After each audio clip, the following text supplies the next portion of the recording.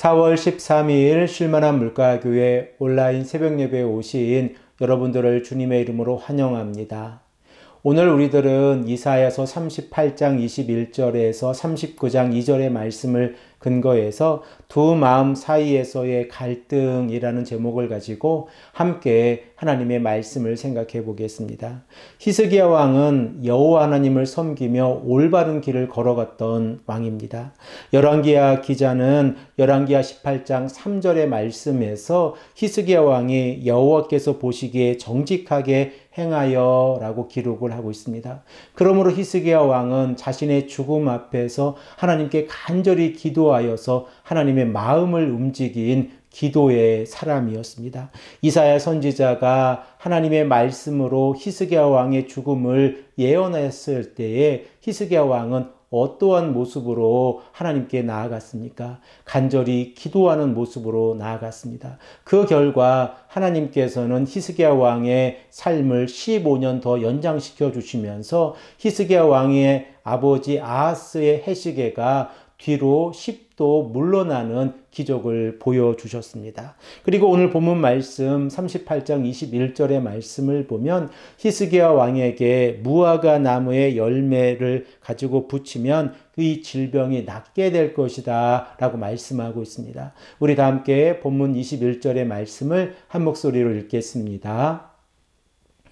이사야가 이르기를 한 뭉치 무화과를 가져다가 종처에 붙이면 왕이 나으리라 하였고.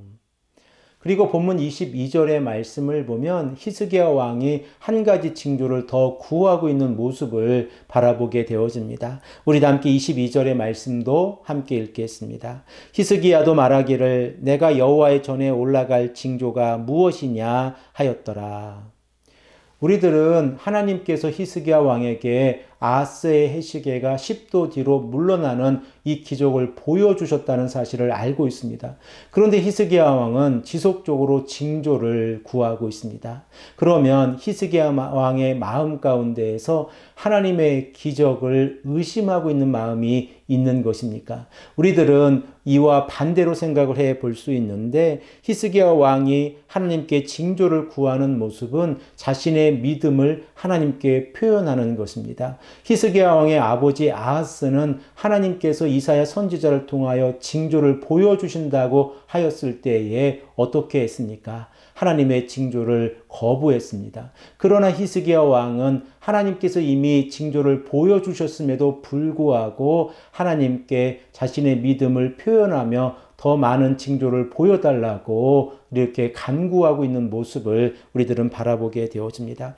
이렇게 이사야서 38장의 말씀이 끝이 나고 39장의 말씀에 들어가면 새로운 사건들이 기록이 되어져 있습니다. 그 새로운 사건의 배경을 우리가 생각을 해 보기를 원하는데 바벨론의 왕 발라단의 아들 무로닥 발라단이 히스기야 왕이 질병에 걸렸다가 회복되어졌다는 소식을 듣게 되어지고 그 히스기야 왕에게 글과 예물을 보내는 사건이 기록이 되어져 있습니다. 바벨론은 남유다에 비해서 대국입니다. 그리고 바벨론은 아수르를 대적해서 싸우고 있는 아주 강대국이었다는 사실을 우리가 생각을 해 볼 수 있는데 이렇게 큰 나라 바벨론이 가나안의 작은 땅 남유다에 히스기야 왕이 질병에 걸렸다가 나았다는 이유로 사신단을 보냈다고 하는 것을 우리가 어떻게 이해해 보아야 합니까? 우리들은 이 상황에 대해서 역사적인 상황을 조금 생각을 해 보아야 하는데 바벨론은 아수르를 대적하여서 무로닥 발라단에게 두 번의 왕의 기회를 주었습니다.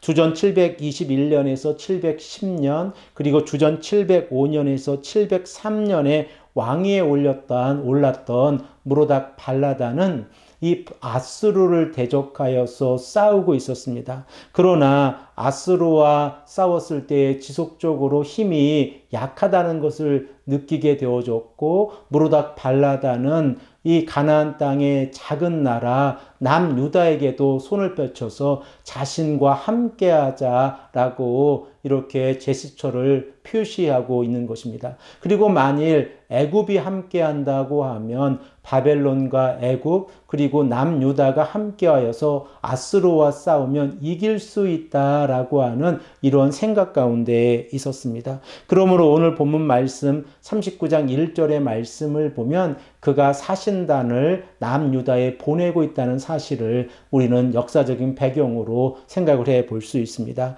우리 다 함께 39장 1절의 말씀을 한 목소리로 읽겠습니다. 그때 발라단의 아들 바벨론 왕 무로닥 발라단이 히스기야가 병에 들었다가 나왔다 함을 듣고 히스기야에게 글과 예물을 보낸지라. 무로닥 발라단은 주전 704년 3년 사네림에 의해서 쫓겨나기 이전에 자신의 힘을 과시하려고 하고 있었습니다. 그리고 한 번 더 자신의 힘을 늘려서 키워서 이 아수르와 전쟁을 해보려고 하고 있었던 것입니다. 그러나 히스기야 왕의 마음 가운데에서는 어떠한 마음이 있었겠습니까? 오직 여호와 하나님만을 의지하고 하나님의 말씀에 순종하고 기도하며 나아가고 있었던 히스기야 왕이 주전 701년 사네림이 이 아수르를 공격하기 이전의 이 상황 가운데에서 이 히스기야 왕의 마음 가운데에서 두 가지 마음을 가지게 되었을 것입니다. 오직 여호와 하나님만을 의지하고 하나님께서 어떻게 역사하실 것인가를 바라볼 것인가, 아니면 바벨론과 연합해서 더욱더 힘을 키워서 아수르와 대적을 할 것인가 라고 하는 이러한 갈등 가운데에 있었을 것입니다. 그러므로 히스기야 왕은 바벨론에서 온 이 사신단에게 자신들이 가지고 있는 모든 무기의 체계들을 보여주고 자신들이 가지고 있는 국가의 힘이 어떠한 힘인가를 이 사신자들에게 보여주고 있는 모습이 39장 2절의 말씀에 기록되어져 있습니다. 우리 다 함께 이 말씀을 한 목소리로 읽겠습니다. 히스기야가 사자들로 말미암아 기뻐하여 그들에게 보물창고 곧 은금과 향료와 보배로운 기름과 모든 무기고에 있는 것을 다 보여주었으니 히스기야가 궁중의 소유와 전 국내의 소유를 보이지 아니한 것이 없는지라. 지금 히스기야 왕이 바벨론에서 온 사신단에게 어떻게 행동해야 합니까? 하나님께서 기적을 보여주셔서 어떻게 자신의 질병이 낫게 되었는지를 설명해야 합니다. 그러나 히스기야 왕은 자신이 가지고 있는 예물과 무기고를 보여주면서 자신이 이 바벨론에게 도움이 될 것이라는 것을 암묵적으로 보여주고 있다는 사실을 우리들은 깨닫게 되었습니다. 그 결과 하나님께서는 이사야 선지자를 통하여 이 히스기야 왕을 책망하는 이 말씀이 39장에 기록이 되어져 있는데, 사랑하는 성도 여러분, 우리들의 모습 가운데서도 이러한 모습이 있지 않습니까? 우리가 이 땅을 살아가면서 오직 하나님만을 의지하고 말씀에 순종하며 나아가야 되는데, 세상을 살아가다 보면 더 많은 힘을 가지고 있는 자들이 우리들에게 제스처를 하고 다가왔을 때에 하나님을 의지하기보다 힘을 가지고 있는 사람들을 의지할 때가 있다는 것입니다. 그리고 그들에게 우리들의 마음을 빼앗겼을 때에 하나님께서는 우리들을 책망하신다는 사실을 깨닫게 되었습니다. 오늘도 이 아침에 우리가 간절히 기도하며 나아갈 때에 오직 하나님만을 의지하는 길이 살 길이라는 것을 다시 한번 깨닫고 말씀에 순종하며 살아가시는 귀하고 복된 하나님의 성도님들이 되시기를 간절히 축복합니다. 함께 기도드리겠습니다. 아버지 하나님, 감사합니다.